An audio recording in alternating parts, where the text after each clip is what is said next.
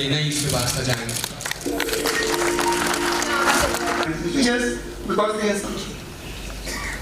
In our pursuit of providing value-oriented quality education to every child, accomplishments, valuable knowledge, experiences, and inspiration of our teacher, we are going to recite a metaphorical poem illustrating the countless and exceptional roles they are playing in shaping our lives. Smile. digital transformation and governance with Jammu education policies of our country. UNESCO honored him to politicians, scientists, intellectuals, artists, sportsmen, and successful businessmen, among others. Every one of us and every one of them have passed through a teacher. Teachers truly shape the future of our children and therefore the future of our nation. It is because of this noble role that the society accorded utmost respect to teachers, or gurus as we fondly call them. India has been the center of learning since ancient times. As we understand, the ancient education system of India focused on the holistic development of the students, thus preparing them for life. Its foundations were laid in the rich cultural tradition.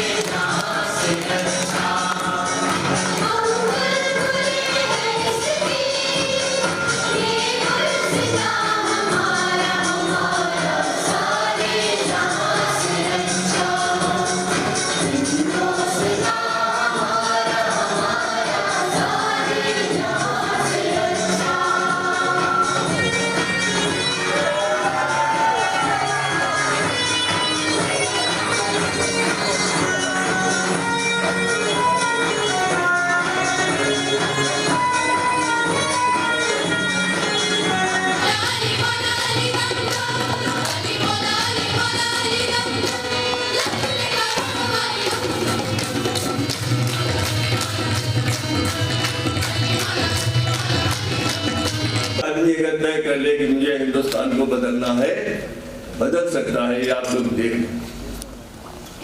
20th century वाली century of change, बहुत कुछ बदला, science बदली, technology बदली, हमारी जिंदगियां बदल गई। लेकिन 21st century the century of pace of change, परिवर्तन की गति की शताब्दी है, जिस तेजी से हो रहा है। Years we have become best in the country in many which ways.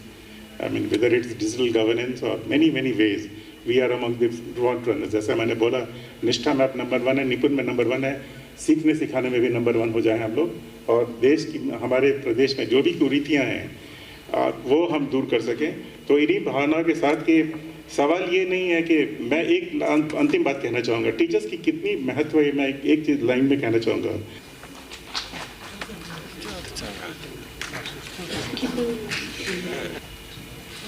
कौन 2019 में जब चंद्रयान सफल हो गया था, तब माननीय प्रधानमंत्री जी ने कहा था कि हम इससे सीखकर आगे भविष्य में अपने लक्ष्य को जरूर प्राप्त करेंगे।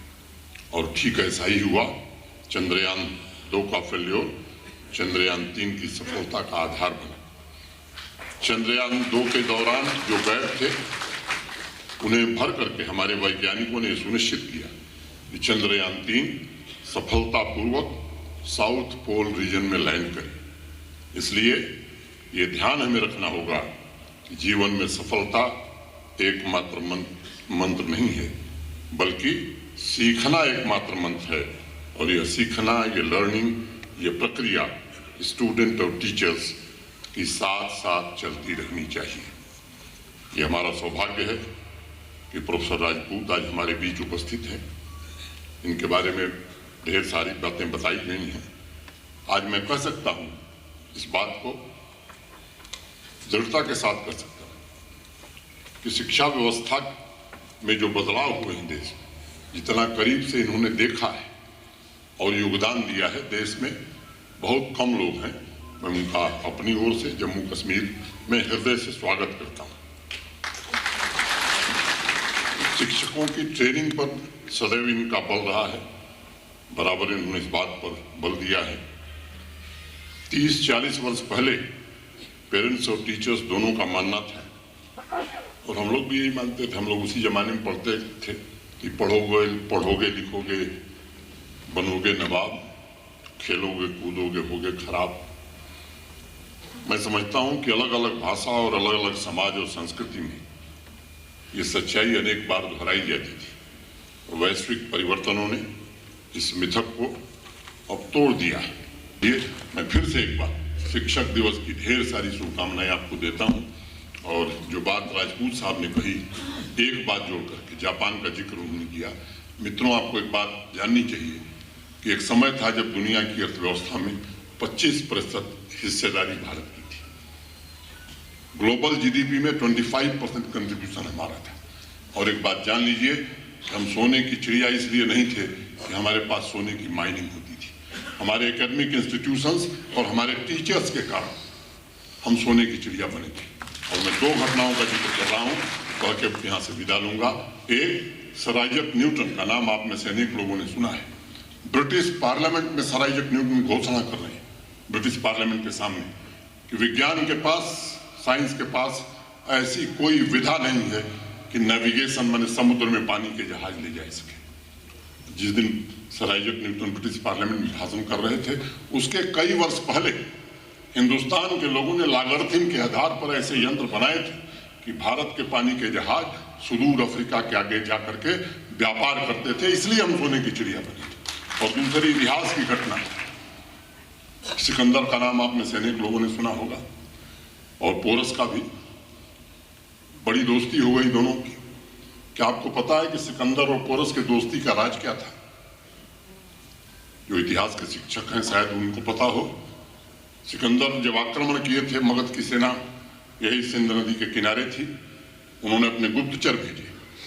गुप्तचर आए और पता करके गए तो जाकर के सिकंदर को बताया बड़ी संख्या में लोग तलवार लेकर के खड़े हैं, हाथी और घोड़े पर भी सैनिक सवार हैं, वो इंतजार कर रहे हैं।